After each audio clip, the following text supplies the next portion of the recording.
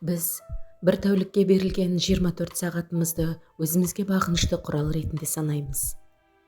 Бірақ саналы ойлансақ, оған керісінше біз бағыныштымыз. Әр күнімізді, әр әрекетімізді жоспарлау арқылы біз уақытпенен жүріп соған тәуелдіміз. Мысалы, біз жұмысқа немесе ұшаққа кешігіп келе жатсақ, уақытты артқа қайтара алмаймыз.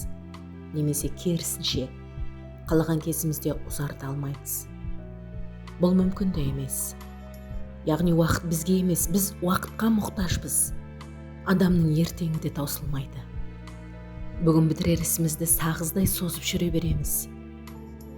Жоғарыда атап өткен уақыт өткізудің құралы деп санайтын ұялы телефон бесіктегі баладан үлкейген ересек адамның да қолынан түспейді.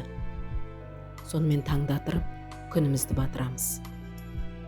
Ұялы телефонда өзімізге жарты сағат отырғандай болғанымен, оның ішіне қалай батып кетіп 5-6 сағат, кейде одан да көп отырғанымызды байқамай қаламыз. Осы кезде Мұқағали Мақатаев атамыздың осы өлең шумақтары еріксіз еске түседі. Уақытты тоқтатар шамаң бар ма? Бәрі өтеді, дәуірлер, замандар да.